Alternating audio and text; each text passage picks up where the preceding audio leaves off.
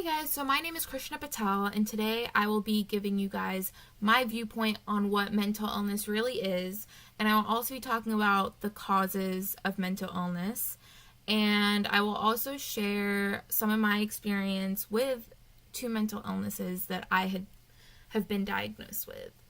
So I want to educate you guys on what mental illness really is, and just I want to advocate for the importance of mental health because I strongly believe that mental health is just as important as physical health. And I think that today it is talked about more, but I think that mental health should be promoted way more than it is today.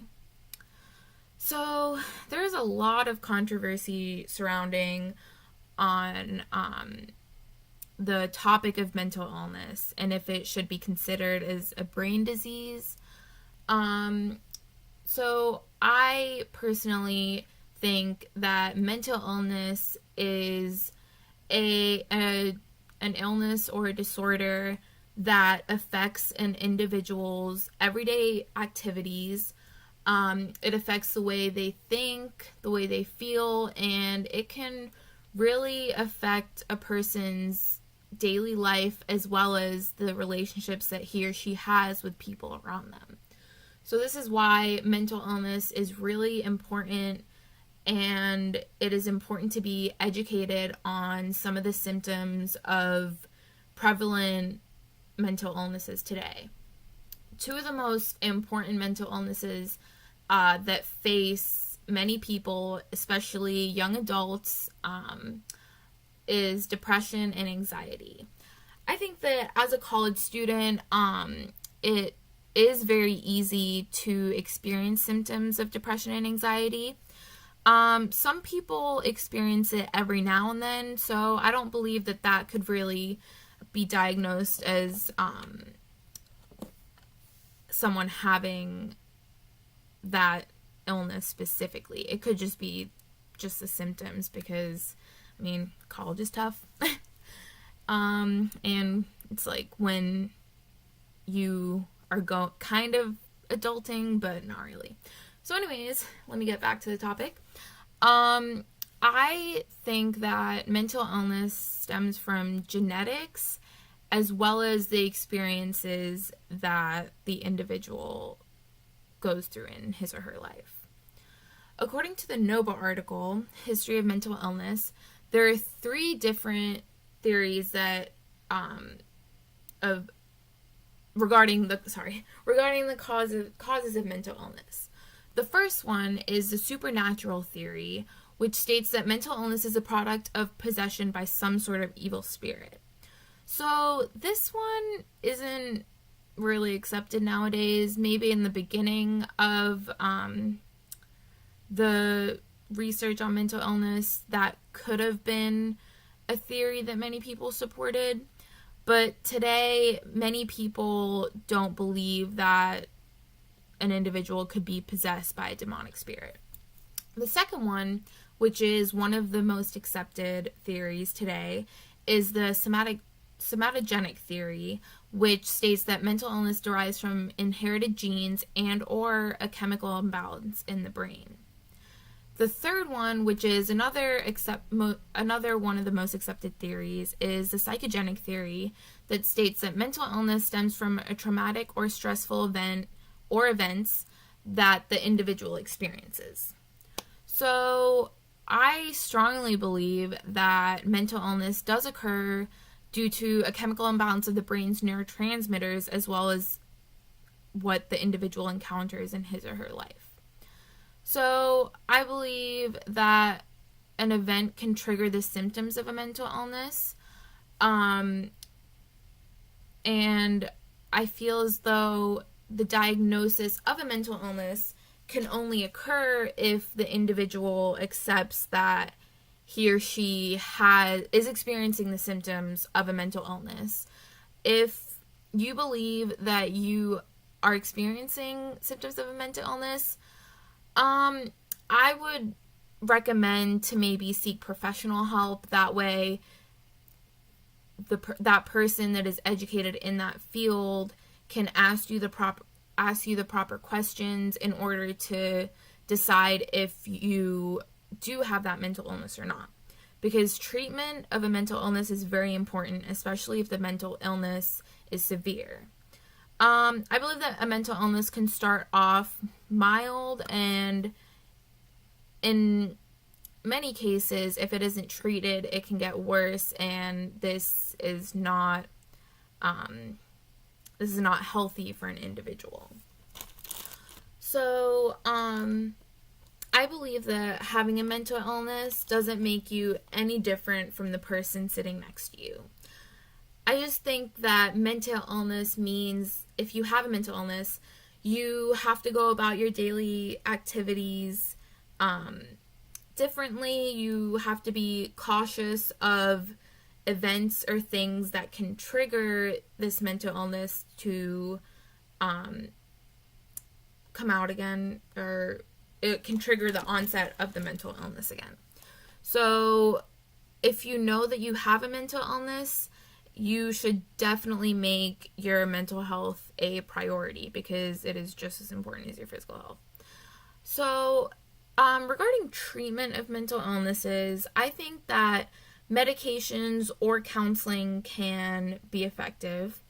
I think that the most effective treatment methods is medications and counseling together. Medications alone, I feel like you have to really be aware of your mental health in order for your symptoms to be alleviated. You can't just take some medication and expect it to just magically treat you and make you magically feel better. It has a lot to do with your outlook on the treatment. If you have a positive outlook on the treatment, you will definitely progress well. But I feel as though if you have a negative outlook on it, you're not gonna help yourself. You're not gonna increase your well-being. And this mental illness, the treatment of mental illness is strives to promote a person's well-being, and it helps the individual reach their full potential. So I think that mental illness can be treated, but I don't necessarily think that it can be cured. I think that once you have a mental illness, it's already kind of ingrained into your brain. So I feel like you could go years after having a mental illness and treating it. You could go years without experiencing the symptoms for a while, because you don't encounter events that could trigger the onset of it. However, it could be triggered by anything, and this is why I say that it is important to be aware of specific situations that can trigger the mental illness. So today I will talk about 2 mental illnesses specifically. The first one is bipolar type 2 disorder. And I want to talk about this one because I was diagnosed with this disorder earlier this year. And the second one that I want to talk about is schizophreniform disorder. And this is a shorter version of schizophrenia. And I was actually diagnosed with this disorder last year. So I just want to inform you guys of the things, what it is, and my own experiences with these disorders. So the first one that I'll talk about is bipolar type 2 disorder. As stated in the Nova article, Mood Disorders, the World Health Organization has ranked bipolar disorder as one of the top 10 causes of disability. Bipolar type 2 disorder is characterized by a single or recurrent hypomanic episode and depressive episodes. According to this Nova article, bipolar disorder is very heritable, and psychosocial triggers can increase the risk of this disorder. So, I'll talk about my experiences with both these after I talk about what these illnesses are. So the second mental illness is schizophreniform disorder. So according to the Nobel article, Schizophrenia Spectrum Disorders, the symptoms of schizophrenia, which last at least 6 months, consist of hallucinations, delusions, disorganized speech, grossly disorganized or catatonic behavior, and negative symptoms. 2 or more of these symptoms must be present in order to diagnose an individual with this disorder. So schizophreniform disorder has the same symptoms, but it only lasts from 1 to 6 months.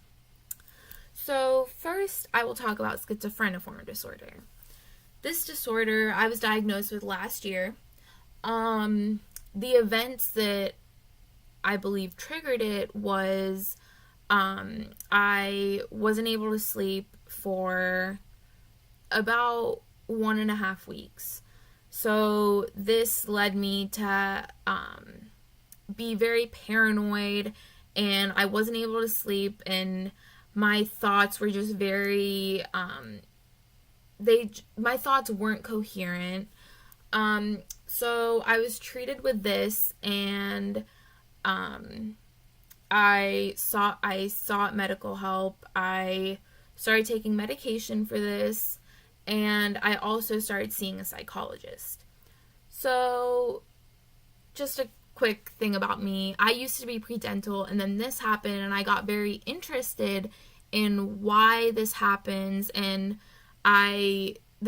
before this, I never realized how important mental health is. So I actually want to be a mental health counselor now after that event last year.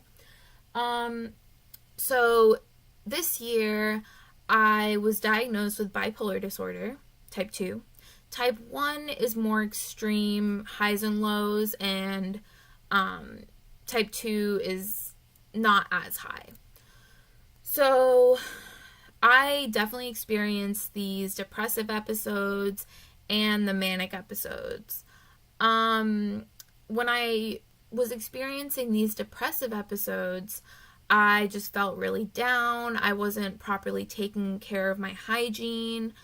I didn't want to really talk to anyone. I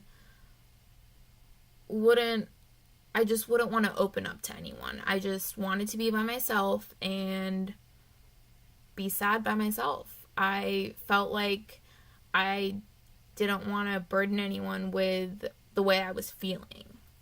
So the manic episodes that I experienced, it was just, I felt really great. I just would go and spend a lot of money, not like maxing out my credit cards, which some people do, but more than usual. I would buy things that I didn't really need. I just wasn't as rational as I usually am. So I'm gonna conclude it there. I'm sorry, it's like 13 and a half minutes, but I just feel really strongly about this topic, and I believe that mental health is so, so important, and I just want to send that message out there that it's okay to feel these symptoms. It's okay to have a mental illness. It doesn't mean that there's anything wrong with you.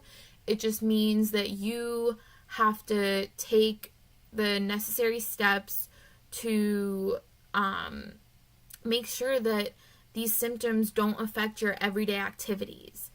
And I just want people to know that it is okay to go see a therapist, because many people don't have that support system at home or with their friends that they can confide in people and talk about their emotions. So I think that medication is a great method of treating mental illness, as well as counseling. So I just want to, last message I want to say is, don't keep silent. It's better to talk about your feelings than keep it all bottled up, because at the end of the day, it could end up really bad for you if you don't talk about the way you're feeling. So Okay, that's my mental illness talk.